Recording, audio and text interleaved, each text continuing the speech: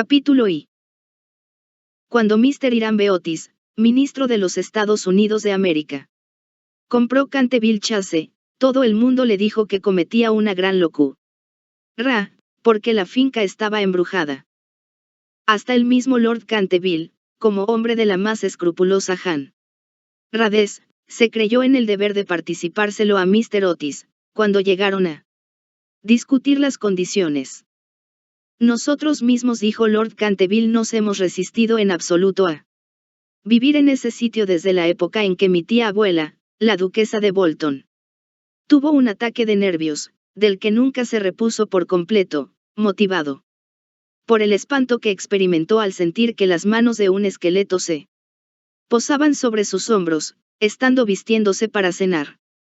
Me creo en el deber de decirle, Mr. Otis, que el fantasma ha sido visto por varios miembros de mi familia, que viven actualmente, así como por el rector de la parroquia, el reverendo Augusto Dampier, agregado del King's College de Oxford. Después del trágico accidente ocurrido a la duquesa, ninguna de las doncellas quiso quedarse en casa, y Lady Canterville no pudo ya conciliar el sueño a causa de los ruidos misteriosos que llegaban del corredor y de la biblioteca.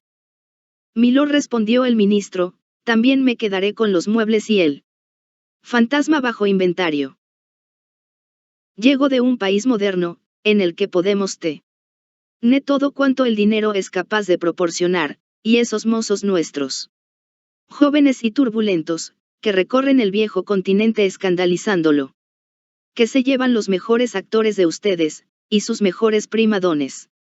Estoy seguro de que si queda todavía un verdadero fantasma en Europa, vendrán a buscarlo enseguida para colocarle en uno de nuestros museos públicos, o para pasearle por los caminos como un fenómeno. El fantasma existe, me lo temo, dijo Lord Canterville, sonriendo, aunque quizás se resista a las ofertas de sus intrépidos empresarios. Hace más de 3 siglos que se le conoce. Data, con precisión, de 1574, y nunca deja de mostrarse cuando está a punto de ocurrir alguna defunción en la familia. Los médicos de cabecera hacen lo mismo, Lord Canterville. Amigo mío, un fantasma no puede existir y no creo que las leyes de la naturaleza admitan excepciones en favor de la aristocracia inglesa. 4. Realmente, dijo Lord Canterville, que no acababa de comprender la última observación de Mr. Otis, ustedes son muy sencillos en América. Ahora bien, si le gusta a usted tener un fantasma en casa, mejor que mejor. Dice únicamente que yo le previne. Algunas semanas después se cerró el trato, y a fines de la estación el ministro y su familia emprendieron el viaje hacia Canterville Chase. La señora Otis, que con el nombre de Miss Lucrecia R. Tappan, de la calle West 53, había sido una célebre beldad de Nueva York, era todavía una mujer muy bella, de edad regular, con unos ojos hermosos y un perfil magnífico. Muchas damas americanas, cuando abandonan su país natal, adoptan aires de persona atacada de una enfermedad crónica y se figuran que eso es uno de los sellos de distinción europea, pero la señora Otis no cayó nunca en ese error. Tenía una naturaleza espléndida y una abundancia extraordinaria de vitalidad.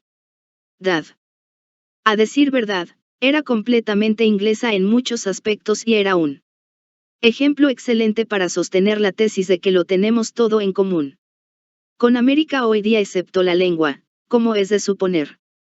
Su hijo mayor, bautizado con el nombre de Washington por sus padres, en un momento de patriotismo que él no cesaba de lamentar, era un muchacho rubio, de bastante buena figura, que había logrado que se le considerase candidato a la diplomacia, dirigiendo al grupo alemán en los festivales del Casino de Newport durante 3 temporadas seguidas, y aún en Londres pasaba por ser un bailarín excepcional.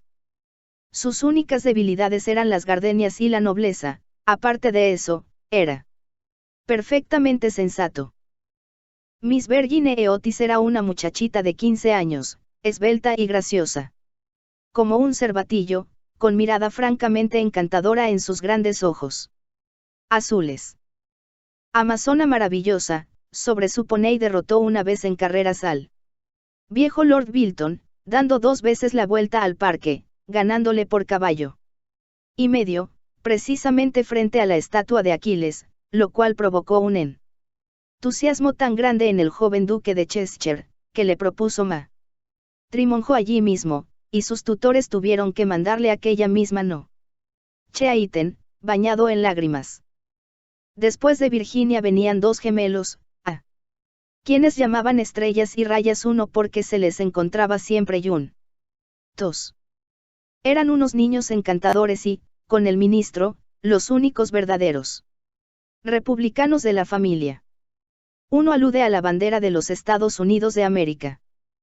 5. Como Canterville Chase está a 7 millas de Ascot, la estación más próxima, Mr. Otis telegrafió que fueran a buscarle en coche descubierto, y emprendieron la marcha en medio de la mayor alegría. Era una noche encantadora de julio, y el aire estaba impregnado por el aroma de los pinos. De vez en cuando se oía una paloma arrullándose dulcemente, o se vislumbraba entre los helechos la pechuga de oro bruñido de algún faisán. Ligeras ardillas les espiaban desde lo alto de las hayas a su paso, unos conejos corrían como exhalaciones a través de los matorrales o sobre los collados cubiertos de musgo, levantando su rabo blanco. Sin embargo, no bien entraron en la avenida de Canterville Chase, el cielo se cubrió repentinamente de nubes. Un extraño silencio pareció invadir toda la atmósfera. Una gran bandada de cornejas cruzó calladamente por encima de sus cabezas, y antes de que llegasen a la casa ya habían caído algunas gotas de lluvia. En los escalones se hallaba para recibirles una anciana, pulcramente vestida de seda negra, con cofia y delantal blancos. Era la señora Umney, el ama de gobierno que la señora Otis, por vehementes requerimientos de Lady Canterville, accedió a conservar en su puesto. Hizo una profunda reverencia a cada uno de la familia cuando echaron pie a tierra y dijo, con la singular cortesía de los buenos tiempos antiguos: les doy la bienvenida a Canterville Chase. La siguieron, atravesando un hermoso hall, de estilo Tudor, hasta la biblioteca, largo salón espacioso con las paredes cubiertas por madera de roble oscuro que terminaba en un ancho ventanal de cristales. Estaba preparado el té. Luego, una vez que se quitaron los abrigos, ya sentados se pusieron a riosear en torno suyo, mientras la señora Umney iba de un lado para otro. De pronto, la mirada de la señora Otis cayó sobre una mancha de un rojo oscuro que había sobre el pavimento, precisamente al lado de la chimenea, y, sin darse cuenta de sus palabras, dijo a la señora Umney: creo que han vertido algo en ese sitio. Sí, señora, contestó la señora Umney en voz baja. En ese lugar se ha vertido sangre. ¡Qué horror!, exclamó la señora Otis. No quiero manchas de sangre en un salón. Es preciso quitar eso inmediatamente. La vieja sonrió y con voz misteriosa repuso: es sangre de Lady Leonor de Canterville, que fue muerta en ese mismo sitio por su propio marido, Sir Simón de Canterville, en 1565. Sir Simón la sobrevivió 9 años, desapareciendo de repente en circunstancias misteriosísimas. Su cuerpo no se encontró nunca, pero su alma culpable sigue. 6. Embrujando la casa. La mancha de sangre ha sido muy admirada por los turistas y otras personas y no puede quitarse. Todo eso son tonterías, exclamó Washington Otis. El producto quita manchas, el limpiador incomparable campeón, marca Pinkerton, y el detergente Paragon harán desaparecer eso en un instante. Y sin dar tiempo a que el ama de gobierno, aterrada, pudiese intervenir, ya se había arrodillado y frotaba rápidamente el entarimado con una barrita de Una sustancia parecida al cosmético negro. A los pocos instantes la mancha había desaparecido sin dejar rastro. Ya sabía yo que el Pinkerton la borraría, exclamó en tono triunfal, paseando la mirada sobre su familia llena de admiración. Pero apenas había pronunciado aquellas palabras cuando un relámpago iluminó la estancia sombría y el retumbar del trueno levantó a todos, menos a la señora Unney, que se desmayó. ¡Qué clima más atroz!, dijo tranquilamente el ministro, encendiendo un largo veguero. Creo que el país de los abuelos está tan lleno de gente, que no hay buen tiempo bastante para todos. Siempre opiné que lo mejor que pueden hacer los ingleses es emigrar. Querido Hiram, replicó la señora Otis, ¿qué podemos hacer con una mujer que se desmaya? Descontaremos eso de su salario. Así no se volverá a desmayar. En efecto. La señora Unney no tardó en volver en sí. Sin embargo, veíase que estaba conmovida hondamente, y con voz solemne advirtió a la señora Otis que algún contratiempo iba a ocurrir en la casa. Señores, he visto con mis propios ojos unas cosas, que pondrían los pelos de punta a un cristiano. Y durante noches y noches no he podido pegar los ojos a causa de las cosas terribles que pasaban aquí. A pesar de lo cual, Mr. Otis y su esposa aseguraron a la buena mujer que no tenían miedo ninguno de los fantasmas. La vieja ama de llaves, después de haber impetrado la bendición de la providencia sobre sus nuevos amos y de discutir la posibilidad de un aumento de salario, se retiró a su habitación renqueando. Capítulo 2. La tempestad se desencadenó durante toda la noche, pero no produjo nada extraordinario. Al día siguiente, por la mañana, cuando bajaron a almorzar, encontraron de nuevo la terrible mancha sobre el entarimado. 7. No creo, dijo Washington, que tenga la culpa el limpiador Paragon, lo he ensayado sobre toda clase de manchas. Debe ser cosa del fantasma. En consecuencia, borró la mancha, después de frotar un poco, pero al otro día, por la mañana, había reaparecido. A la tercera mañana volvió a estar allí, y, sin embargo, la biblioteca permaneció cerrada la noche anterior, llevándose arriba la llave la señora Otis. Desde entonces la familia empezó a interesarse por aquello. Mr. Otis se hallaba a punto de creer que había estado demasiado dogmático negando la existencia de los fantasmas. La señora Otis expresó su intención de afiliarse a la Sociedad Psíquica, y Washington preparó una larga carta a Myers y Podmore, uno basado en la persistencia de las manchas de sangre cuando provienen de un crimen. Aquella noche disipó todas las dudas sobre la existencia objetiva de los fantasmas. La familia había aprovechado la frescura de la tarde para dar un paseo en coche. Regresaron a las 9, tomando una ligera cena. La conversación no recayó ni un momento sobre los fantasmas, de manera que faltaban hasta las condiciones más elementales de espera y de receptibilidad que preceden tan a menudo a los fenómenos psíquicos. Los asuntos que discutieron, por lo que luego he sabido por la señora Otis, fueron simplemente los habituales en la conversación de los americanos caltos que pertenecen a las clases elevadas, como, por ejemplo, la inmensa superioridad de Miss Fanny Davenport sobre Sarah Bernhardt, como actriz, la dificultad para encontrar maíz verde, galletas de trigo sarraceno y el Jameni. 2. Aún en las mejores casas inglesas, la importancia de Boston en el desenvolvimiento del alma universal, las ventajas del sistema que consiste en anotar los equipajes de los viajeros y la dulzura del acento neoyorquino, comparado con el dejo de Londres. No se trató para nada de lo sobrenatural, no se hizo ni la menor alusión indirecta a Sir Simon de Canterville. Un autor es de los Phantoms of the Living, obra que trata sobre la telepatía y las alucinaciones telepáticas. 2. Alimento hecho con harina de maíz, hirviéndolo en agua o leche. Muy popular en el sur de los Estados Unidos. Se toma como desayuno. A las 11 la familia se retiró, y a las 11:30 estaban apagadas todas las luces. Poco después, Mr. Otis se despertó con un ruido singular en el corredor. Fuera de su habitación. Parecía un ruido de hierros viejos, y se acercaba cada vez más. 8. Se levantó en el acto, encendió una luz y miró la hora. Era la 1 en punto. Mr. Otis estaba perfectamente tranquilo. Se tomó el pulso y no lo encontró nada alterado.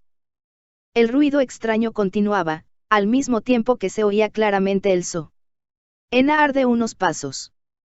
Mr. Otis se puso las zapatillas, cogió una aceitera alargada de su tocador y abrió la puerta, y vio frente a él, en el pálido claro de luna, a un viejo de aspecto terrible. Sus ojos parecían carbones encendidos. Una larga cabellera gris caía en mechones revueltos sobre sus hombros. Sus ropas, de corte anticuado, van manchadas y en jirones. De sus muñecas y de sus tobillos colgaban unas pesadas cadenas y unos grilletes herrumbrosos. Mi distinguido señor, dijo Mr. Otis, permítame que le ruegue vivamente que engrase esas cadenas.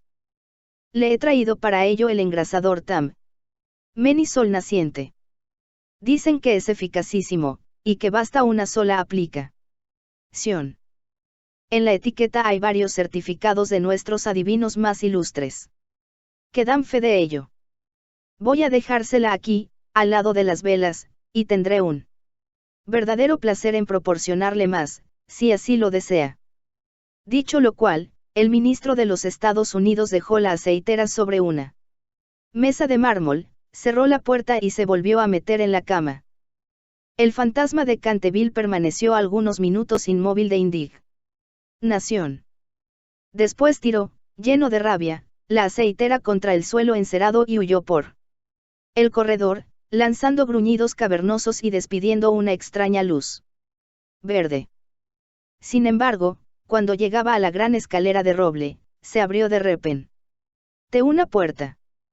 Aparecieron dos siluetas infantiles, vestidas de blanco, y una voluminosa almohada le rozó la cabeza. Evidentemente, no había tiempo que perder, así es que, utilizando como medio de fuga la cuarta dimensión del espacio, se desvaneció a través del estuco, y la casa, de nuevo, recobró su tranquilidad. Llegado a un cuartito secreto del ala izquierda, se adosó a un rayo de luna para tomar aliento y se puso a reflexionar para darse cuenta de su situación.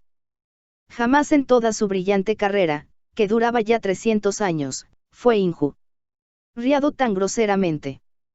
Se acordó de la duquesa viuda, en quien provocó una crisis de terror, cuando estaba mirándose en el espejo, cubierta de brillantes y de encales, de las 4 doncellas a quienes había enloquecido, produciéndoles convulsiones histéricas solo con hacerles visajes entre las cortinas de una de las habitaciones destinadas a invitados, del rector de la parroquia, cuya vela apagó de un soplo cuando volvía el buen señor de la biblioteca a una hora avanzada, y 9.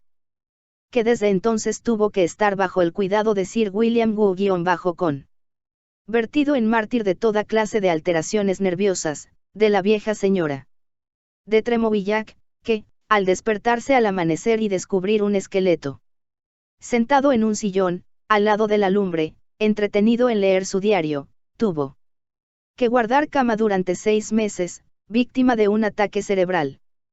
Una vez curada se reconcilió con la Iglesia y rompió sus relaciones con el señala do escéptico Voltaire.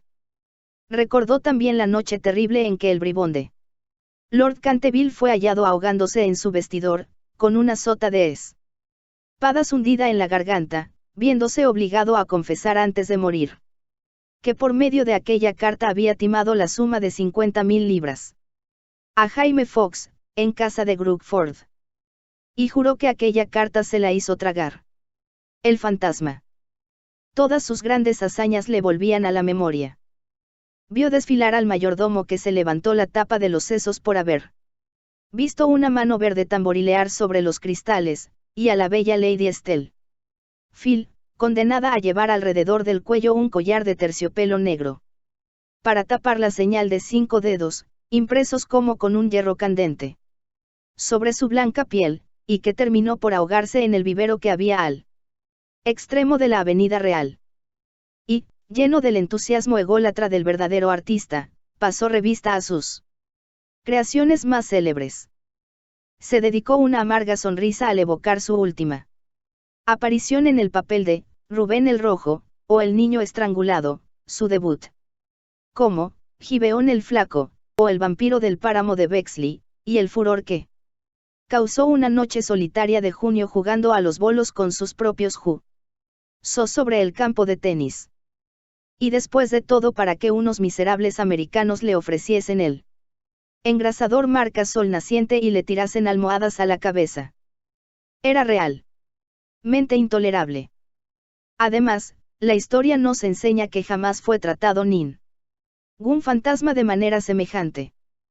Llegó a la conclusión de que era preciso tomarse la revancha y permaneció hasta el amanecer en actitud de profunda meditación. Capítulo 3. Cuando a la mañana siguiente la familia Otis se reunió para el desayuno, la conversación sobre el fantasma fue extensa. El ministro de los Estados Unidos estaba, como era natural, un poco ofendido al ver que su ofrecimiento no había sido aceptado. 10. No quisiera en modo alguno injuriar personalmente al fantasma, dijo, y reconozco que, dada la larga duración de su estancia en la casa, era correcto tirarle una almohada a la cabeza. Siento tener que decir que esta observación tan justa provocó una explosión de risa en los gemelos. Pero, por otro lado, prosiguió Mr. Otis, si se empeña, sin más ni más, en no hacer uso del engrasador marca Sol Naciente, nos veremos precisados a quitarle las cadenas.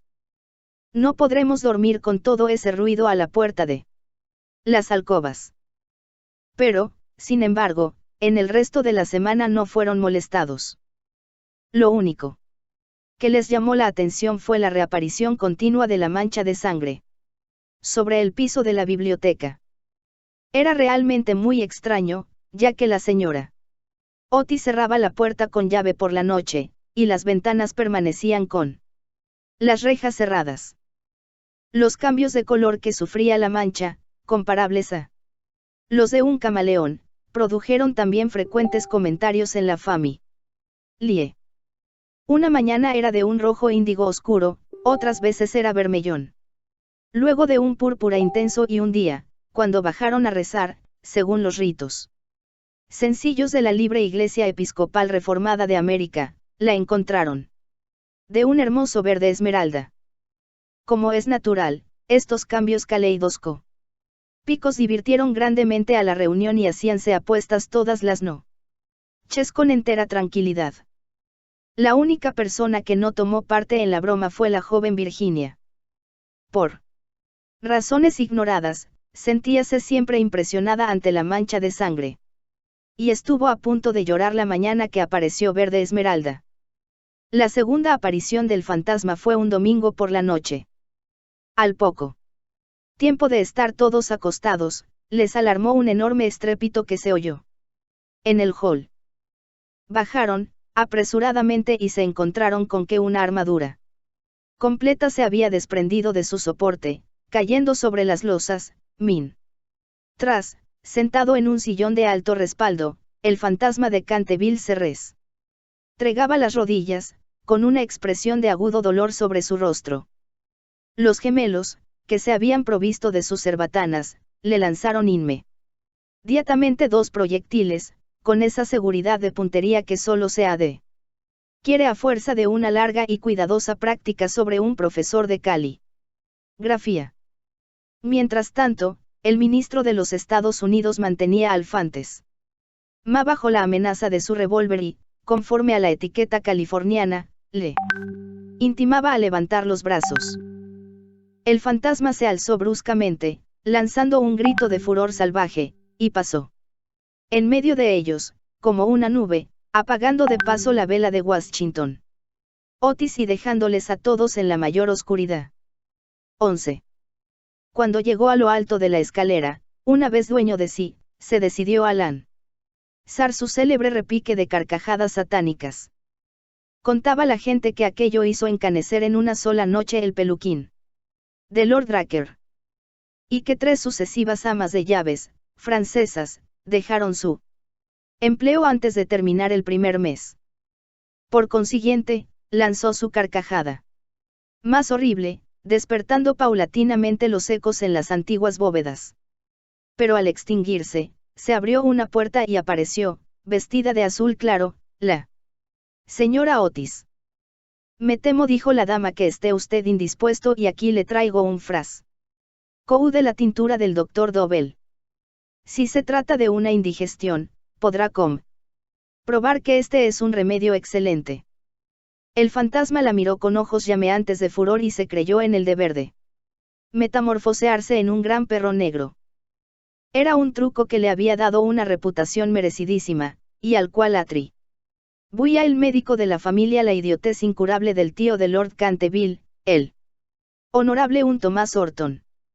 Pero un ruido de pasos que se acercaba le hizo vacilar en su cruel determinación y se contentó con volverse un poco fosforescente. Enseguida se desvaneció, después de lanzar un gemido sepulcral. Porque los gemelos iban a darle alcance. Una vez en su habitación sintióse destrozado, presa de la agitación más violenta. La ordinariez de los gemelos, el grosero materialismo de la señora Otis, todo aquello resultaba realmente vejatorio, pero lo que más le humillaba era no tener ya fuerzas para llevar una armadura.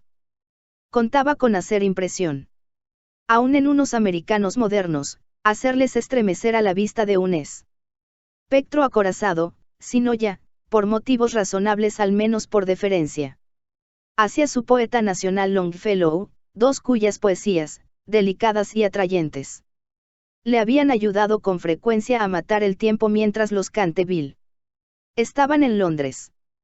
Además, era su propia armadura. La llevó con éxito en el torneo de Kenilworth, siendo felicitado calurosamente por la reina virgen en persona.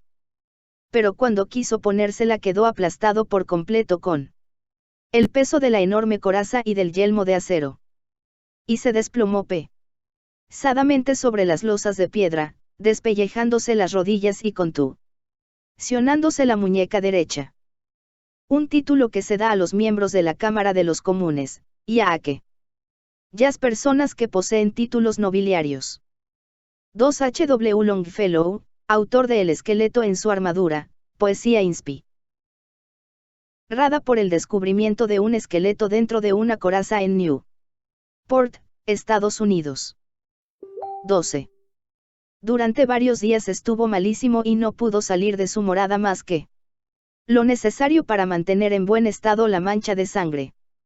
No obstante, a fuerza de cuidados acabó por restablecerse y decidió hacer una tercera tentativa para aterrorizar al ministro de los Estados Unidos y a su familia. Eligió para su reaparición en escena el viernes 17 de agosto, consagrando gran parte del día a pasar revista a sus trajes. Su elección recayó al fin en un sombrero de ala levantada por un lado y caída del otro, con una pluma roja, en un sudario deshilachado en las mangas y el cuello y, por último, en un puñal mohoso. Al atardecer estalló una gran tormenta. El viento era tan fuerte que sacudía y cerraba violentamente las puertas y ventanas de la vetusta casa. Realmente, aquel era el tiempo que le convenía. He aquí lo que pensaba hacer: iría sigilosamente a la habitación de Washington Otis, le musitaría unas frases ininteligibles, quedándose al pie de la cama, y le hundiría 3 veces seguidas el puñal en la garganta, a los sones de una música apagada. Odiaba sobre todo a Washington, porque sabía perfectamente que era él quien acostumbraba quitar la famosa mancha de sangre de Canterville, empleando el detergente Paragon de Pinkerton. Después de reducir al temerario y despreocupado joven a una condición de terror abyecto, entraría en la habitación que ocupaban el ministro de los Estados Unidos y su mujer. Una vez allí, colocaría una mano viscosa sobre la frente de la señora Otis y al mismo tiempo murmuraría, con voz sorda, al oído del ministro tembloroso, los secretos terribles del osario. En cuanto a la pequeña Virginia, aún no tenía decidido nada. No le había insultado nunca. Era bonita y cariñosa. Unos cuantos gruñidos sordos, que saliesen del armario, le parecían más que suficientes, y si no bastaban para despertarla, llegaría hasta tirarle de la puntita de la nariz con sus dedos rígidos por la parálisis. A los gemelos estaba resuelto a darles una lección. Lo primero que haría sería sentarse sobre sus pechos, con objeto de producirles la sensación de la pesadilla. Luego, aprovechando que sus camas estaban muy juntas, se alzaría en el espacio libre entre ellas, con el aspecto de un cadáver verde y frío como el hielo, hasta que se quedasen paralizados de terror. Enseguida, tirando bruscamente su sudario, daría la vuelta al dormitorio en 4 patas, como un esqueleto blanqueado por el tiempo, moviendo el globo de un solo ojo en su órbita, como el personaje de Daniel el Mudo, o el esqueleto del suicida. Papel en el cual hizo un gran efecto en varias ocasiones. Creía estar también 13. En este, como en su otro papel de Martín el Demente, o el misterio enmascarado. A las 10:30 oyó subir a la familia a acostarse. Durante algunos instantes le inquietaron las estrepitosas carcajadas de los gemelos, que se divertían indudablemente, con su loca alegría de colegiales. Antes de meterse en la cama. Pero a las 11:15 todo quedó nuevamente en silencio, y cuando sonaren las 12 se puso en camino. La lechuza chocaba contra los cristales de la ventana. El cuervo graznaba en el hueco de un tejo centenario y el viento gemía vagando alrededor de la casa, como un alma en pena, pero la familia Otis dormía, sin sospechar la suerte que le esperaba. Oía con toda claridad los ronquidos regulares del ministro de los Estados Unidos, que dominaban el ruido de la lluvia y de la tormenta. Se deslizó furtivamente a través del estuco. Una sonrisa perversa se dibujaba sobre su boca cruel y arrugada, y la luna escondió su rostro tras una nube. Vi cuando pasó delante de la gran ventana ojival, sobre la que estaban sentadas, en azul y oro, sus propias armas y las de su esposa asesinada. Seguía andando siempre, deslizándose como una sombra funesta, que hacía que hasta las tinieblas le maldijesen a su paso. Hubo un momento en que le pareció oír que alguien le llamaba, se detuvo. Pero era tan solo un perro, que ladraba en la granja roja. Prosiguió su marcha, mascullando extraños juramentos del siglo XVL, y blandiendo de vez en cuando el puñal enmohecido en el aire de medianoche.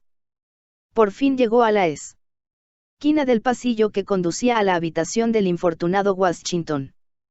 Allí hizo una breve parada. El viento agitaba en torno de su cabeza sus largos mechones grises y ceñía en pliegues grotescos y fantásticos el horror indecible del fúnebre sudario.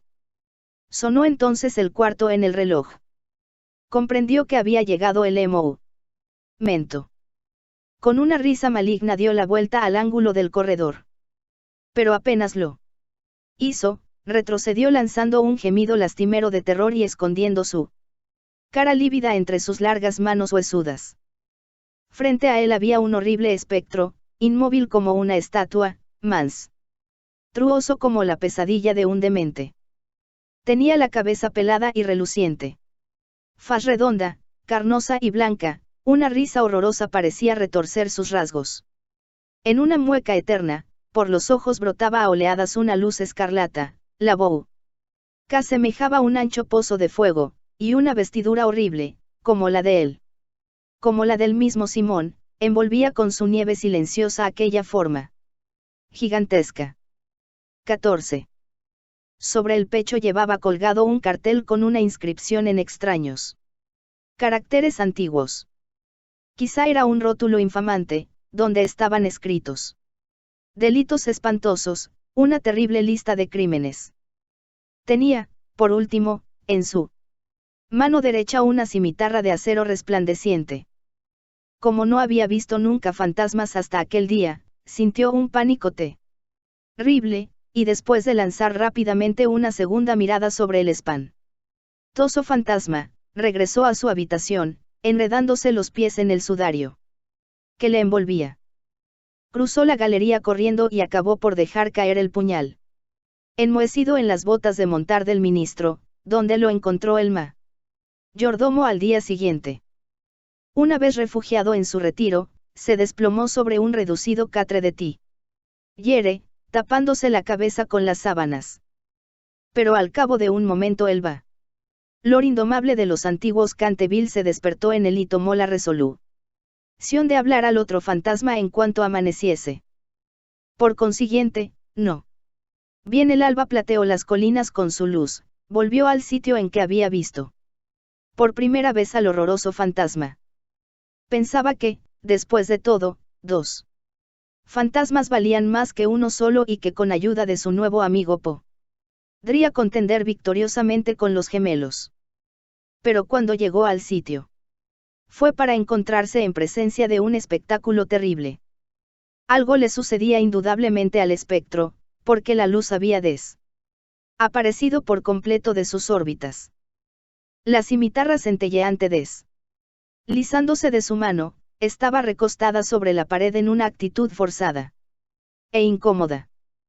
Simón se precipitó hacia adelante y le cogió en sus brazos, pero cuál no se ría su terror viendo desprenderse la cabeza y rodar por el suelo, mientras el cuerpo tomaba la posición supina, y notó que abrazaba una cortina blanca de algodón grueso y que yacían a sus pies una escoba, un machete de cocina y una calabaza vacía.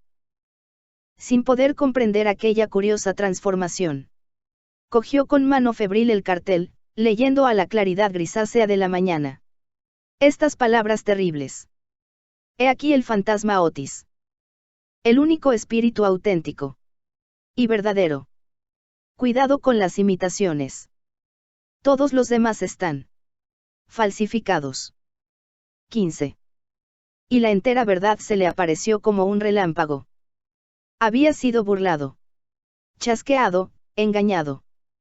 La expresión característica de los Canterville reapareció en sus ojos, apretó las encías desdentadas y, levantando por encima de su cabeza sus manos amarillas, juró, según la fraseología pintoresca de la antigua escuela, que cuando el gallo tocase por 2 veces el cuerno de su alegre llamada se perpetrarían crímenes sangrientos y que el asesinato, de callado paso, saldría entonces de su retiro. No había terminado de formular este juramento terrible criando de una alquería lejana, de tejado de ladrillo rojo, salió el canto de un gallo. Lanzó una larga risotada, lenta y amarga, y esperó. Esperó 1 hora y después otra, pero por alguna razón misteriosa no volvió a cantar el gallo. Por fin, a eso de las 7:30, la llegada de las criadas le obligó a abandonar su terrible guardia y regresó a su morada, con altivo paso, pensando en su vana esperanza y proyecto fracasado. Una vez allí consultó varios libros de caballería, cuya lectura le interesaba extraordinariamente, y pudo comprobar que el gallo cantó siempre 2 veces. ¿En cuántas ocasiones se tuvo que recurrir a aquel juramento? Que el diablo se lleve a ese infame volátil, murmuró. En otro tiempo, hubiese caído sobre él con mi gran lanza, atravesándole el gañote y obligándole a cantar otra vez para mí aunque reventara. Y dicho esto se retiró a su confortable ataúd de plomo y allí permaneció hasta la noche. Capítulo 4. Al día siguiente el fantasma se sintió muy débil y cansado. Las terribles emociones de las 4 últimas semanas empezaban a producir su efecto. Tenía el sistema nervioso completamente alterado y temblaba al más ligero ruido. No salió de su habitación en 5 días y concluyó por hacer una concesión. en lo relativo a la mancha de sangre del salón de la biblioteca. Puesto que la familia Otis no quería verla, era indudablemente que no la merecía. Aquella gente estaba colocada a ojos vistas en un plano inferior de vida material y era incapaz de apreciar el valor simbólico de los fenómenos sensibles. La cuestión de las apariciones de fantasmas y el desenvolvimiento de los cuerpos astrales eran realmente para él una cosa muy distinta e indiscutiblemente fuera de su gobierno. Pero, por lo menos, constituía para él un deber ineludible mostrarse en el corredor una vez a la semana y farfullar. 16. Por la gran ventana ojival el primero y el tercer miércoles de cada mes. No veía ningún medio digno de sustraerse a aquella obligación. Verdad es que su vida estuvo llena de crímenes, pero quitado eso era Brim muy concienzudo en todo cuanto se relacionaba con lo sobrenatural. Así, pues, los 3 sábados siguientes atravesó, como de costumbre, el corredor entre 12 de la noche y 3 de la madrugada, tomando todas las precauciones posibles para no ser visto ni oído. Se quitaba las botas, pisaba lo más ligeramente que podía sobre las viejas maderas carcomidas, envolvíase en una gran capa de terciopelo negro y no dejaba de usar el engrasador sol naciente para engrasar sus cadenas. Me veo precisado a reconocer que solo después de muchas vacilaciones se decidió a adoptar esta última forma de protegerse. Pero, al fin, una noche, mientras cenaba la familia, se deslizó en el dormitorio del señor Otis y se llevó el frasquito. Al principio se sintió un poco humillado, pero después fue suficientemente razonable para comprender que aquel invento merecía grandes elogios y que cooperaba, en cierto modo, a la realización de sus proyectos. A pesar de todo, no se vio a cubierto de molestias. No dejaban nunca de tenderle cuerdas de lado a lado del corredor para hacerle tropezar en la oscuridad, y una vez que se había disfrazado para el papel de Isaac el Negro, o el cazador del bosque de Oxley, cayó de bruces al poner el pie sobre una plancha de maderas enjabonadas que habían colocado los gemelos desde el umbral del salón de tapices hasta la parte alta de la escalera de roble.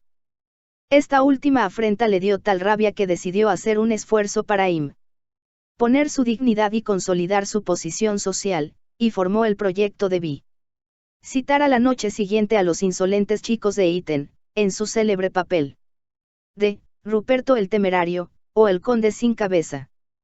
No se había mostrado con aquel disfraz desde hacía 70 años, es decir, desde que causó con él tal pavor a la bella Lady Barbara Mowdish, que ésta tiró su consentimiento al abuelo del actual Lord Canterville y se fugó a Sodio Green con el arrogante Jack Castletown, jurando que por nada del mundo consentiría en emparentar con una familia que toleraba los paseos de un fantasma tan horrible por la terraza al atardecer.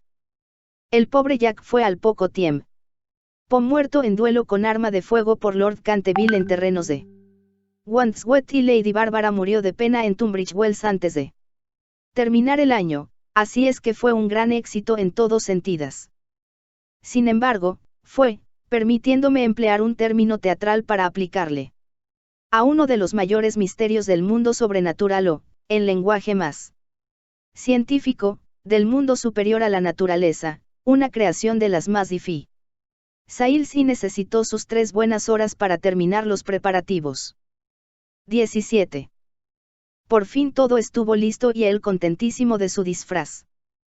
Las grandes botas de montar, que hacían juego con el traje, eran, eso sí, un poco holgadas para él, y no pudo encontrar más que una de las 2 pistolas de arzón, pero, en general, quedó satisfechísimo, y a la 1:15 pasó a través del estuco y bajó al corredor. Cuando estuvo cerca de la habitación ocupada por los gemelos, y a la que se llamaba el dormitorio azul por el color de sus cortinajes, se encontró con la puerta entreabierta. A fin de hacer una entrada efectista, la abrió de par en par con violencia. Pero se le vino encima una jarra de agua que le empapó hasta los huesos, no dándole en el hombro por unos milímetros. Al mismo tiempo oyó unas risas sofocadas que partían de la doble cama con dosel. Su sistema nervioso sufrió tal conmoción que regresó a sus habitaciones a toda prisa y al día siguiente tuvo que permanecer en la cama con un fuerte catarro. El único consuelo que tuvo fue el de no haber llevado su cabeza sobre los hombros, pues de lo contrario las consecuencias hubieran podido ser más graves. Desde entonces renunció para siempre a espantar a aquella recia familia de americanos, y se contentó, por regla general, con vagar por el corredor, en zapatillas de fieltro, envuelto el cuello en una gruesa bufanda, por temor a las corrientes de aire, y provisto de un pequeño arcabuz, para el caso en que fuese atacado por los gemelos. Hacia el 19 de septiembre fue cuando recibió el golpe de gracia. Había bajado por la escalera hasta el espacioso hall, seguro de que en aquel sitio por lo menos nadie le iba a molestar, y se entretenía en hacer observaciones satíricas sobre las grandes fotografías del ministro de los Estados Unidos y de su mujer, hechas en casa por Saroni I y que ahora ocupaban el lugar de los retratos de la familia Canteville. El fotógrafo más notable de Inglaterra en esa época. Su nombre completo era Oliver Saroni.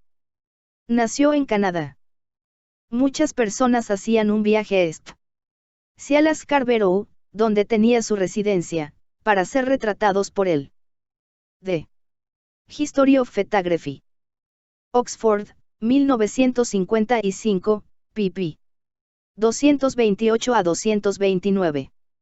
Iba vestido, sencilla pero decentemente, con un largo sudario salpicado de moho de cementerio. Se había atado la quijada con una tira de tela amarilla y llevaba una linternita y un azadón de sepulturero. En una palabra, iba disfrazado de Jonás el desenterrador, o el ladrón de cadáveres de Chelsea Barn. Era una de sus creaciones más notables y de la que guardaban recuerdo, con más motivo, los Canteville, ya que fue la verdadera causa de su riña con Lord Trafford, vecino suyo. 18. Serían próximamente las 2:15 de la madrugada, y a su juicio, no se movía nadie en la casa. Pero cuando se dirigía tranquilamente hacia la biblioteca, para ver lo que quedaba de la mancha de sangre, se abalanzaron hacia él, desde un rincón sombrío, dos siluetas, agitando locamente sus brazos sobre sus cabezas, mientras gritaban a su oído. Lleno de pánico, cosa muy natural en aquellas circunstancias, se precipitó hacia la escalera, pero entonces se encontró frente a Washington Otis, que le esperaba armado con la gran regadera del jardín, de tal modo, que cercado por sus enemigos, casi acorralado, tuvo que evaporarse en la gran estufa de hierro colado, que felizmente para él, no estaba encendida, y abrirse paso hasta sus habitaciones por entre los cañones de las chimeneas, llegando a su refugio en el lamentable estado en que lo pusieron la agitación, el hollín y la desesperación. Desde aquella noche no volvió a vérsele nunca en expediciones nocturnas.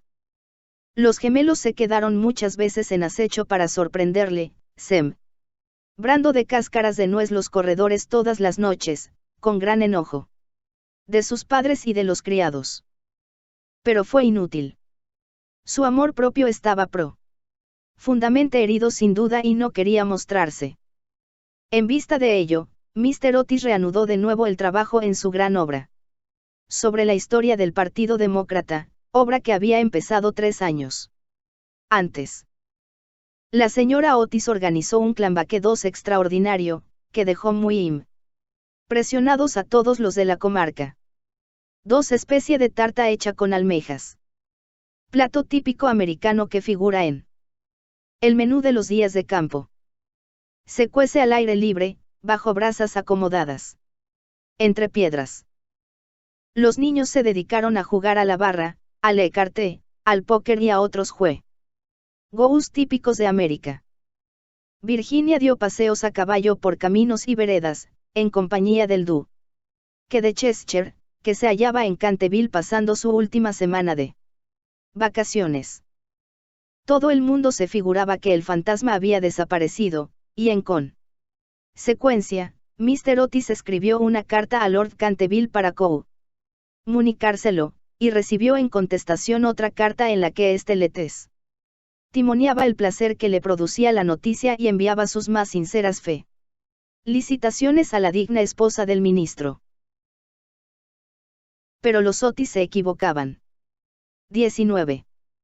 El fantasma seguía en la casa, y aunque se hallaba muy delicado, no estaba dispuesto a retirarse, sobre todo después de saber que figuraba entre los invitados el duque de Cheshire, cuyo tío, Lord Francis Stilton, apostó una vez 100 guineas con el coronel Carberry a que jugaría a los dados con el fantasma de Canterville. A la mañana siguiente se encontraron a Lord Stilton tendido sobre el suelo del salón de juego en un estado de parálisis tal, que, a pesar de la edad avanzada que alcanzó, no pudo ya nunca pronunciar más palabra que esta. 6 dobles. Esta historia era muy conocida en su tiempo, aunque, en atención a los sentimientos de las dos nobles familias, se hiciera todo lo posible por ocultarla. Y existe un relato detallado de todo lo referente a ella en el tomo tercero de Las memorias de Lord Tattle sobre el príncipe regente y sus amigos. Desde entonces el fantasma deseaba vehementemente probar que no había perdido su influencia sobre los Stilton, con los que además estaba emparentado, pues una prima hermana suya se casó en secondes noces con el señor Bulkeley, del que descienden en línea directa, como todo el mundo sabe, los duques de Cheshire. Por consiguiente, hizo sus preparativos para mostrarse al joven enamorado de Virginia en su famoso papel del fraile vampiro, o el benedictino sin sangre. Era un espectáculo tan espantoso que cuando la vieja Lady Startup se lo vio representar, es decir, la víspera del año nuevo de 1764, empezó a lanzar chillidos agudos, que le provocaron un fuerte ataque de apoplejía y su fallecimiento al cabo de 3 días, no sin que desheredara antes a los Canterville, que eran sus parientes más cercanos, y legase todo su dinero a su farmacéutico de Londres. Pero, a última hora, el terror que le inspiraban los gemelos le retuvo en su habitación y el joven duque durmió tranquilo en el gran lecho con dosel ronado de plumas del dormitorio real, soñando con Virginia. Capítulo V.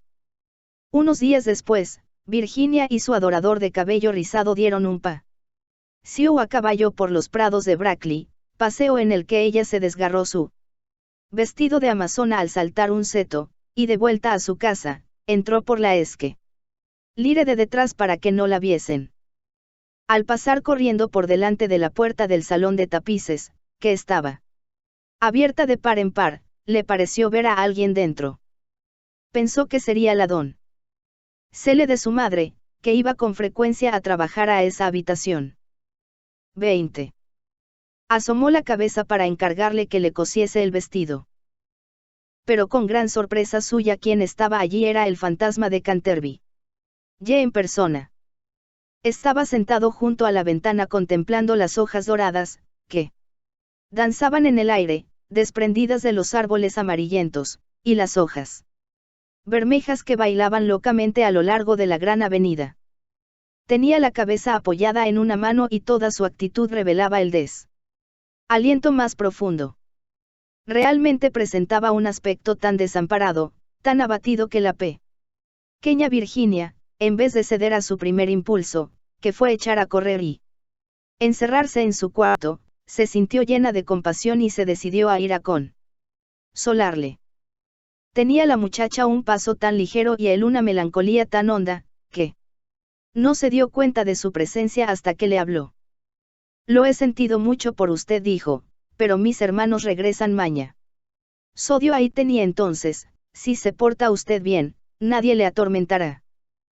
Es absurdo pedirme que me porte bien, le respondió contemplando esto. Pefacto a la jovencita que tenía la audacia de dirigirle la palabra. Perfecta. Mente inconcebible. Me es necesario arrastrar mis cadenas, gruñir a través de las cerraduras, y deambular en la noche. Si es a eso a lo que se refiere, le diré que todo ello es la única razón de mi existencia. Esa no es una razón para vivir molestando a la gente. En sus tiempos fue usted muy malo, ¿sabe? La señora Umney nos contó el mismo día en que llegamos, que usted mató a su esposa. Sí, lo reconozco, respondió petulante el fantasma. Pero fue un asunto de familia que a nadie le importa. Está muy mal eso de matar a alguien, replicó Virginia, que a veces adoptaba una dulce actitud puritana, heredada posiblemente de alguno de sus antepasados de la vieja Nueva Inglaterra. Oh, detesto la ramplona severidad de la ética abstracta. Mi esposa era muy poco agraciada y simplona. Nunca pudo almidonar bien mis puños, y no sabía nada de cocina. Vea usted, un día cacé un magnífico cervatillo en los bosques de Hooghly, un espléndido gamow, y ¿sabe usted cómo me lo sirvió en la mesa? Bueno, eso ahora no importa, ya pasó, pero sin embargo, no halló nada bien que sus hermanos me dejasen morir de hambre, aunque yo la hubiese matado. Le dejaron morir de hambre. Ay, señor fantasma. Quiero decir, don Simón. ¿Tiene usted hambre? Tengo un sándwich en mi costurero, ¿no lo quiere? 21. No, gracias, ahora ya no necesito comer, pero de todas maneras, es usted muy amable. Es usted mucho más fina y atenta que el resto de su familia, que es tan ordinaria, horrorosa, vulgar, y que se conducen como bandoleros. Basta, exclamó Vergine dando con el pie en el suelo. El brutal, horrible y ordinario es usted. En cuanto a lo de bandolero y ladrón, usted bien sabe que me ha robado las pinturas de mi caja para restaurar esa ridícula mancha de sangre en la biblioteca. Primero me robó todos los rojos, incluyendo el vermellón, y ya no pude seguir pintando las puestas de sol. Después se llevó el verde esmeralda y el amarillo cromo, y por último no me han quedado más que el azul añil y el blanco de China, de manera que solo puedo pintar escenas de claro de luna, que siempre son tristes y nada fáciles de pintar. Nunca lo acusé, aunque ello me hacía sentir furiosa, y todo resultaba grotesco, porque, ¿quién ha oído decir que exista la sangre de color verde esmeralda? Bueno. En verdad, dijo el fantasma, con cierta dulzura, ¿qué iba yo a hacer? Es dificilísimo en los tiempos actuales agenciarse sangre de verdad, y ya que su hermano empezó todo esto con su detergente Paragon, no veo por qué no iba yo a usar sus colores para defenderme. En cuanto al tono, es cuestión de gusto. Así, por ejemplo, los Canterville tienen sangre azul, la sangre más azul que existe en Inglaterra. Aunque ya sé que ustedes los americanos no hacen el menor caso de esas cosas. No sabe usted nada, y lo mejor que puede hacer es emigrar y así se desarrollará su mentalidad. Mi padre tendrá un verdadero gusto en proporcionarle un pasaje gratuito, y aunque haya derechos arancelarios elevadísimos sobre toda clase de cosas espirituosas, a usted no le pondrán trabas en la aduana. Y una vez en Nueva York puede usted contar con un gran éxito. Conozco infinidad de personas que darían $100,000 por tener antepa Shadows y que sacrificarían mayor cantidad aún por tener un fantasma en la familia. Creo que no me gustaría América. Quizás se deba a que allí no tenemos ni ruinas ni curiosidades, dijo burlo namente Virginia.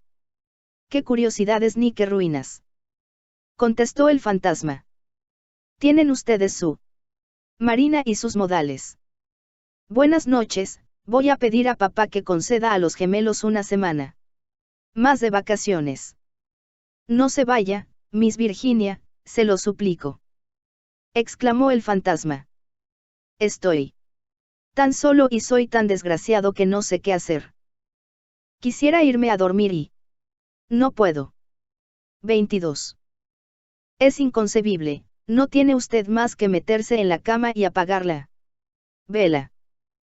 Algunas veces es dificilísimo permanecer despierto, sobre todo en una iglesia, pero, en cambio, dormir es muy sencillo, hasta los niños saben dormir admirablemente, y no son nada ilustrados.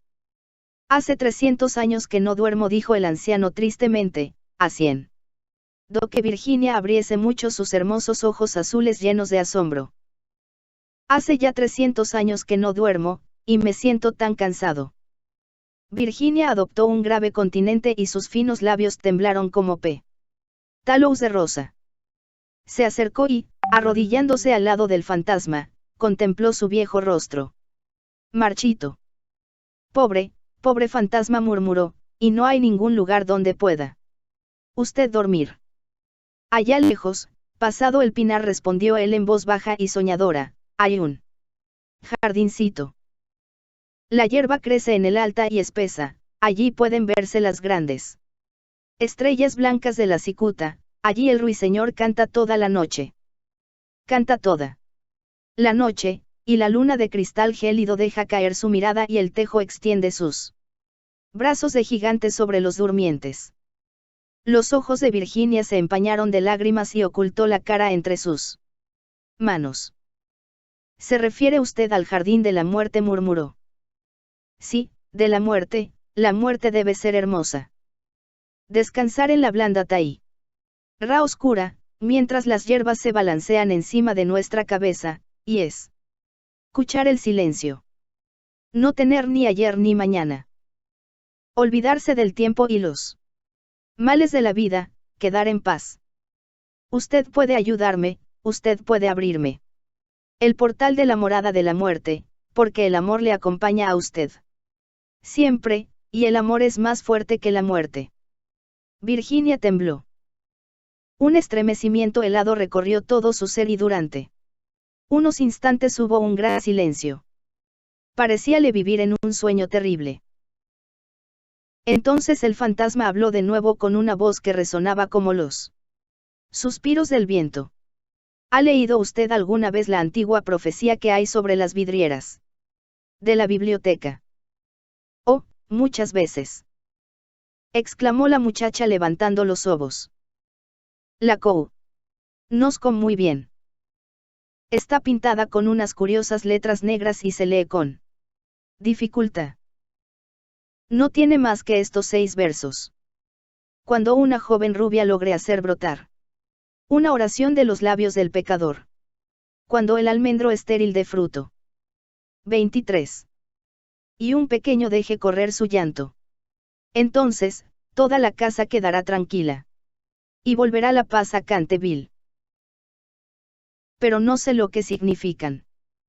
Significan que tiene usted que llorar conmigo mis pecados, porque no tengo lágrimas, y que tiene usted que rezar conmigo por mi alma, porque no tengo fe, y entonces, si ha sido usted siempre dulce, buena y cariñosa, el ángel de la muerte se compadecerá de mí. Verá usted seres terribles en las nieblas y voces malignas susurrarán en sus oídos, pero no podrán hacerle ningún daño, porque contra la pureza de una niña no pueden nada las potencias infernales. Virginia no contestó y el fantasma retorcióse las manos en la violencia de su desesperación, sin dejar de mirar la rubia cabeza inclinada. De pronto se irguió la joven, muy pálida, con un fulgor extraño en los ojos. No tengo miedo, dijo con voz firme, y rogaré al ángel que se apiade de usted. El fantasma, levantándose de su asiento y lanzando un débil grito de alegría, tomó su mano, e inclinándose sobre ella con la gracia de los viejos tiempos, la besó. Sus dedos estaban fríos como el hielo y sus labios abrasaban como el fuego. Pero Virginia no flaqueó, después la hizo atravesar la estancia sombría. Sobre el tapiz de un verde apagado estaban bordados unos pequeños cazadores.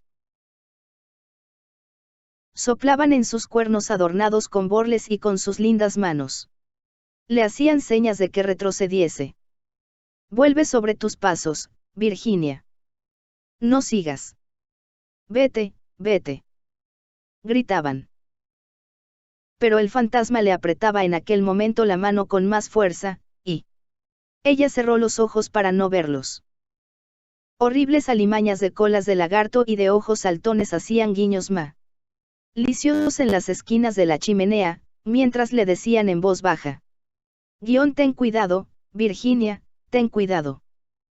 Podríamos no volver a verte. Pero el fantasma apresuró entonces el paso y Virginia no oyó nada.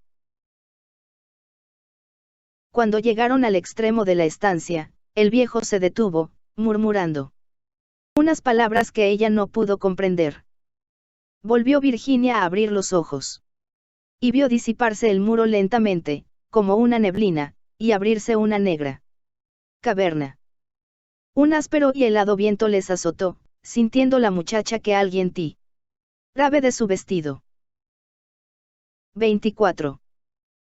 Deprisa, deprisa gritó el fantasma, o será demasiado tarde. Y en el mismo momento el muro se cerró de nuevo detrás de ellos y el salón de Tía Piai se quedó desierto. Capítulo B. 10 minutos después sonó la campana para el té y Virginia no bajó. La señora Otis envió a uno de los criados a buscarla. No tardó en volver diciendo que no había podido encontrar a Miss Virginia por ninguna parte. Como la muchacha tenía la costumbre de ir todas las tardes al jardín a collar flores para la cena, la señora Otis no se preocupó en lo más mínimo. Sonaron las 6 y Virginia no aparecía. Entonces su madre se sintió seriamente intranquila y envió a sus hijos en su busca, mientras ella y su marido recorrían todas las habitaciones de la casa. A las 6:30 volvieron los muchachos diciendo que no habían encontrado huellas de su hermana por parte alguna. Entonces se inquietaron todos extraordinariamente y nadie sabía qué hacer. Cuando Mr. Otis recordó de repente que pocos días antes había permitido acampar en el parque a una tribu de gitanos. Así pues, salió inmediatamente para Blackfellow, acompañado de su hijo mayor y de 2 criados de la granja. El joven duque de Cheshire, completamente loco de ansiedad, rogó con insistencia a Mr. Otis que le dejase acompañarle, mas este se negó temiendo que pudiese surgir algún conflicto. Pero cuando llegó al sitio en cuestión vio que los gitanos se habían marchado, y era evidente que su partida había sido precipitada, pues el fuego ardía aún y quedaban platos sobre la hierba. Después de mandar a Washington y a los 2 hombres a registrar los alrededores, se apresuraron a regresar y envió telegramas a todos los inspectores de policía del condado, rogándoles buscasen a una joven raptada por unos vagabundos o gitanos. Luego hizo que le trajeran su caballo, y después de insistir para que su mujer y sus 3 hijos se sentaran a la mesa, partió con un caballerango por el camino de Ascot. Había recorrido 2 millas, cuando oyó un galope a su espalda. Se volvió, viendo al joven duque que llegaba en su poney, con la cara sofocada y la cabeza descubierta. Lo siento muchísimo, le dijo el joven con voz entrecortada, pero me es imposible comer min igual tras Virginia no aparezca. Se lo ruego, no se enfade. 25. Conmigo. Si nos hubiera permitido casarnos el año pasado no habría ocurrido esto nunca. No me rechaza usted, ¿verdad? No puedo ni quiero irme. El ministro no pudo menos de dirigir una sonrisa a aquel mozo guapo y atolondrado, conmovidísimo ante la abnegación que mostraba por Virginia.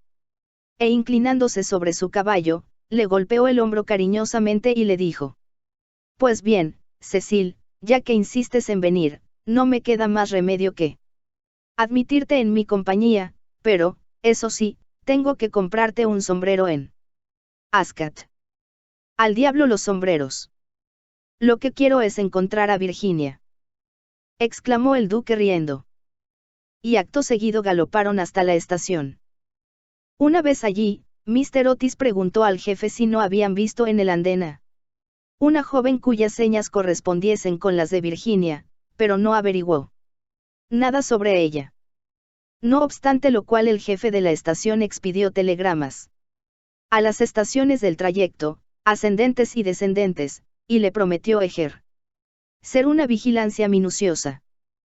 Enseguida, después de comprar un sombrero para el duque en una tienda de novedades que se disponía a cerrar, Mr. Otis cabalgó hasta Bexley, pueblo situado 4 millas más allá, y que, según le dijeron, era muy frecuentado por los gitanos, ya que cerca de allí había una numerosa comunidad rural. Hicieron levantarse al guarda del lugar, pero no pudieron conseguir ningún dato de él. Así es que, después de atravesar y explorar los contornos, los dos jinetes tomaron otra vez el camino de casa, llegando a Canterville a eso de las 11. Rendidos de cansancio y con el corazón desgarrado por la inquietud. Se encontraron allí con Washington y los gemelos, esperándoles a la puerta con linternas, porque la avenida estaba muy oscura. No se había descubierto la menor señal de Virginia. Los gitanos fueron cansados en el prado de Brackley, pero no estaba la joven entre ellos. Explicaron la prisa de su marcha diciendo que habían equivocado el día que debía celebrarse la feria de Chorlton y que el temor de llegar demasiado tarde les obligó a darse prisa. Además parecieron desconsolados por la desaparición de Virginia, pues estaban agradecidísimos a Mr. Otis por haberles permitido acampar en su parque. 4 de ellos se quedaron detrás para tomar parte en las pesquisas. Se hizo vaciar el estanque de las carpas. Registraron la finca en todos sentidos, pero no consiguieron nada. 26. Era evidente que Virginia estaba perdida, al menos por aquella noche, y fue con un aire de profundo abatimiento como entraron en casa Mr. Otis y los jóvenes seguidos del caballerango que llevaba de las brides los dos caballos y al poney. En el vestíbulo se encontraron con el grupo de los criados llenos de terror. La pobre señora Otis estaba acostada sobre un sofá de la biblioteca, casi loca de terror y de ansiedad, y su vieja ama de gobierno le humedecía la frente con agua de colonia. Enseguida Mr. Otis instó a su esposa para que comiese algo, y dio órdenes para que se sirviese la cena. Fue una comida triste, pues casi nadie hablaba, y hasta los gemelos se veían espantados y sumisos, pues querían entrañablemente a su hermana. Cuando terminaron, Mr. Otis, a pesar de los ruegos del joven duque, mandó que todo el mundo se fuese a la cama diciendo que ya no podía hacerse nada más aquella noche, y que al día siguiente telegrafiaría a Scotland Yard para que pusieran inmediatamente varios detectives a su disposición. Pero en el preciso momento en que salían del comedor sonaron las 12 en el reloj de la torre. Apenas acababan de extinguirse las vibraciones de la última campanada, cuando oyóse un crujido acompañado de un grito penetrante. Un trueno estentóreo bamboleó la casa, una melodía, ultraterrena, flotó en el aire. Un lienzo de pared se desprendió bruscamente en lo alto de la escalera. Y sobre el rellano, muy pálida, casi blanca, apareció Virginia llevando en la mano un cofrecillo. Inmediatamente todos la rodearon. La señora Otis la estrechó apasionadamente entre sus brazos. El duque casi la ahogó con sus besos, apasionados, y los gemelos ejecuta ron una danza de guerra salvaje alrededor del grupo. Por Dios, hija. ¿Dónde estabas? Dijo Mr. Otis, bastante enfadado, yendo que les había querido dar una broma pesada.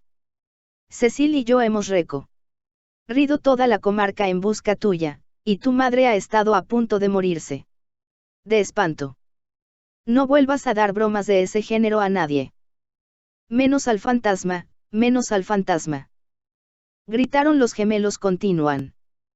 Sus brincos. Hija mía querida, gracias a Dios que te hemos encontrado, ya no nos volumen. Veremos a separar, murmuraba la señora Otis besando a la muchacha, toda trémula y acariciando sus cabellos de oro, que se veían despeinados. Papá, dijo dulcemente Virginia, estaba con el fantasma. ¿Ha muerto ya? Es preciso que vayáis a verle. Fue muy malo, pero se ha arrepentido sinceramente de todo lo que había hecho y antes de morir me ha dado esta caja de 27 joyas. Toda la familia la contempló muda y asombrada, pero ella tenía un aire muy circunspecto y muy serio. Enseguida, dando media vuelta, les precedió a través del hueco de la pared y bajaron por un corredor secreto y angosto. Washington les seguía llevando una vela encendida que cogió de la mesa. Por fin, llegaron a una gran puerta de roble con clavos recios y oxidados. Virginia la tocó, y entonces la puerta giró sobre sus goznes enormes y se hallaron en una habitación estrecha y con bajo techo abovedado, y que tenía una ventanita enreada. Junto a una gran argolla de hierro empotrada en el muro, a la cual estaba encadenado, se veía un esqueleto, extendido cuán largo era sobre las losas. Parecía estirar sus dedos descarnados, como intentando llegar a un plato y a un cántaro, de forma antigua, colocados de tal forma que no pudiese alcanzarlos. El cántaro había estado lleno de agua indudablemente, pues tenía su interior tapizado de moho verde. Sobre el plato no quedaba más que polvo. Virginia, arrodillada junto al esqueleto y, uniendo sus finas manos, comenzó a rezar en silencio, mientras la familia contemplaba con asombro la horrible tragedia, cuyo secreto se les acababa de revelar. Oigan, exclamó de pronto uno de los gemelos, que había ido a mirar por la ventanita, queriendo adivinar hacia qué lado del edificio caía aquella habitación. Oigan. El antiguo almendro, que estaba seco, ha florecido. Se ven admirablemente las flores a la luz de la luna. Dios le ha perdonado, dijo gravemente Virginia, levantándose. Y un magnífico resplandor parecía iluminar su rostro. Eres un ángel, exclamó el joven duque rodeándole el cuello con el brazo y besándola. Capítulo 7. 4 días después de estos curiosos sucesos, a eso de las 11 de la noche, salía un fúnebre cortejo de Canterville House. La carroza iba arrastrada por 8 caballos negros, cada uno de los cuales llevaba adornada la cabeza con un gran penacho de plumas de avestruz, que se inclinaban como saludando. La caja de plomo iba cubierta con un rico paño púrpura, sobre el cual van bordadas en oro las armas de los Canterville. A cada lado del carro y de los coches marchaban los criados, llevando torchas encendidas. Toda aquella comitiva tenía un aspecto grandioso e imponente. 28. Lord Canterville presidía el duelo, había venido del país de Gales expresamente para asistir al entierro y ocupaba el primer coche con la pequeña Virginia. Después iban el ministro de los Estados Unidos y su esposa, y detrás Washington y los 2 muchachos. En el último coche iba la señora Umney. Todo el mundo convino en que, después de haber sido atemorizada por el fantasma por espacio de más de 50 años, tenía realmente derecho a verle desaparecer para siempre. Cavaron una profunda fosa en un rincón del cementerio, precisamente bajo el tejo centenario, y dijo las últimas oraciones, del modo más solemne, el reverendo Augusto Dampier.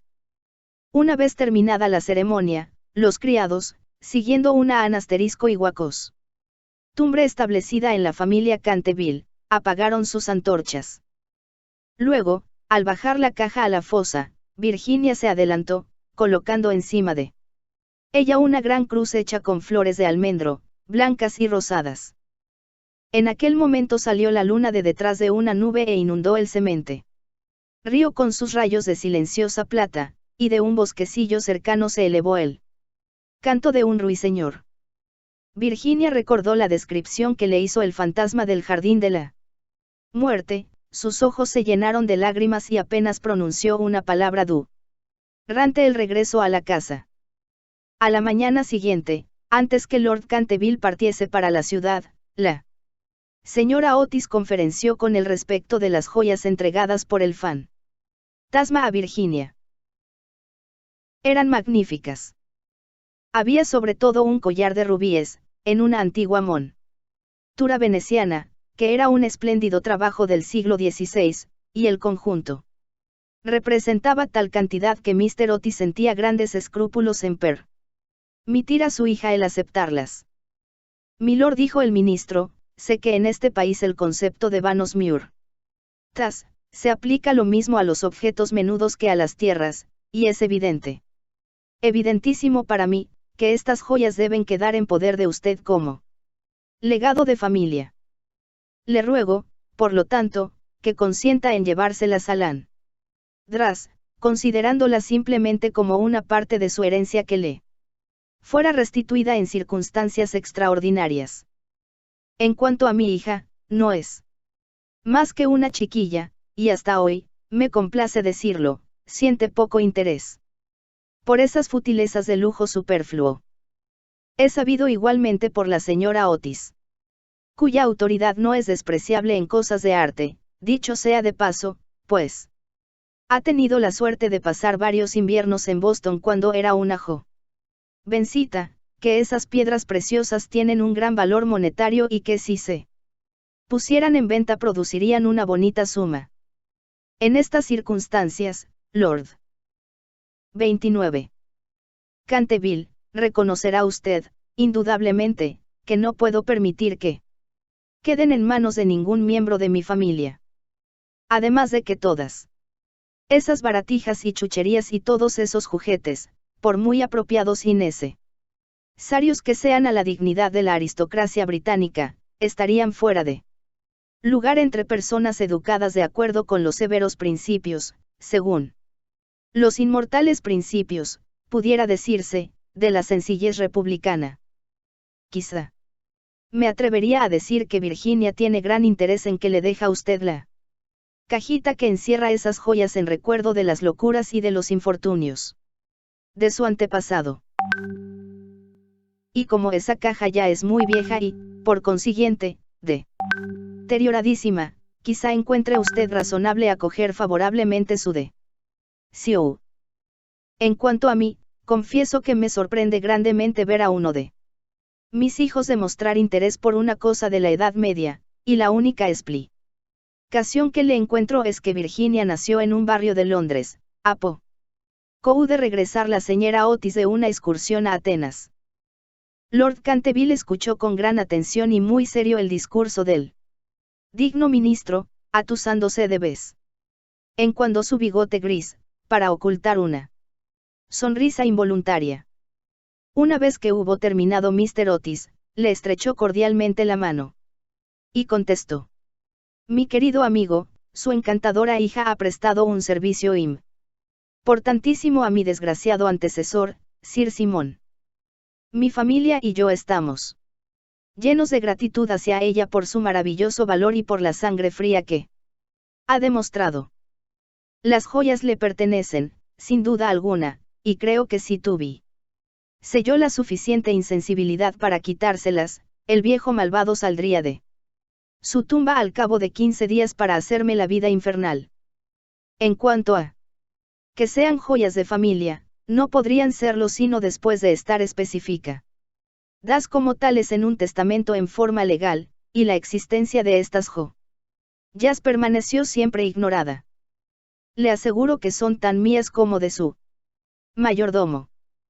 Cuando Miss Virginia sea mayor, creo que le encantará tener cosas tan lindas para lucir. Además, Mr. Otis, olvida usted que adquirió el inmueble y el fantasma bajo inventario. De modo que todo lo que pertenece al fantasma le pertenece a usted.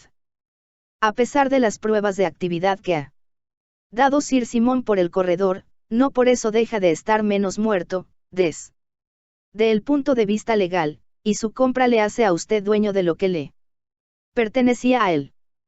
Mr. Otis se quedó muy preocupado ante la negativa de Lord Canterville. Y le rogó que reflexionara nuevamente su decisión, pero el excelente par se mantuvo firme y terminó por convencer al ministro de que aceptase el rigue. Lo del fantasma. 30. Cuando en la primavera de 1890 la duquesa de Cheshire fue presentada por primera vez en la recepción de la reina, con motivo de su casamiento, sus joyas fueron tema de general comentario y admiración. Porque Virginia fue agraciada con la diadema que se otorga como recompensa a todas las americanitas de buena conducta, y se casó con su novio en cuanto éste llegó a la mayoría de edad. Eran ambos tan simpáticos y agradables, y además se amaban de tal manera, que no hubo quien no estuviese encantado con aquel matrimonio, menos la anciana marquesa de Dumbleton, que había hecho todo lo posible por pescar al joven duque casarle con alguna de sus 7 hijas. Para conseguirlo no dio menos de 3 comidas costosísimas, y, cosa extraña de notar, Mr. Otis en cierto modo la había ayudado.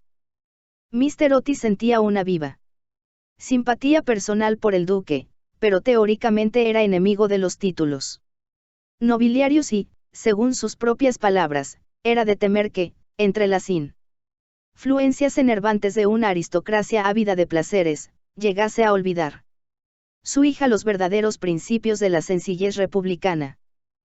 Sus observaciones quedaron olvidadas cuando avanzó por la nave central de la iglesia de San Jorge, en Hanover Square, llevando a su hija, apoyada en su brazo, hacia el altar. No había en esos momentos un padre más orgulloso en todo el territorio de Inglaterra. El duque y la duquesa, pasada ya la luna de miel, regresaron a Canterville Chase, y al día siguiente de su llegada, por la tarde, fueron a dar una vuelta por el cementerio solitario del atrio de la iglesia próxima al Pinar. Al principio, se había tenido una serie de dificultades acerca de la inscripción que debería figurar en la lápida de Sir Simon, pero al fin se decidió grabar solo las iniciales del nombre de aquel caballero y los versos que estaban escritos sobre la ventana de la biblioteca. La duquesa trajo consigo un ramo de rosas precioso y lo dejó sobre la tumba, y después de permanecer unos momentos de pie, caminaron dirigiéndose hacia el claustro en ruinas de la vieja abadía. La duquesa se sentó sobre el caído pilar de una columna, tras que su esposo, descansando a sus pies, fumaba un cigarrillo contemplando a su esposa y mirando sus bellos ojos.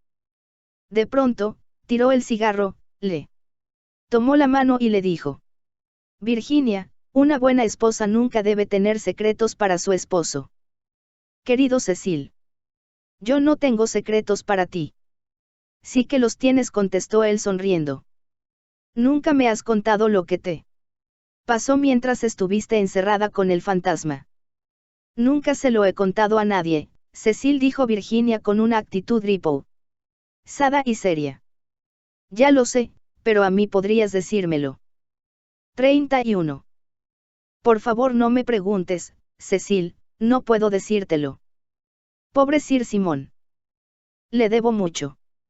Sí, no te rías, Cecil, de veras, mucho le debo. Me hizo ver lo que era la vida, y lo que significa la muerte, y por qué el amor es más fuerte que ambas. El duque se levantó inclinándose para besar amorosamente a su esposa. Puedes guardarte tu secreto mientras pueda ser yo el dueño de tu corazón, murmuró. Ese siempre ha sido tuyo, Cecil. Y algún día se lo contarás a nuestros hijos, ¿no es verdad? Virginia se sonrojó. Fin de El fantasma de Canterville.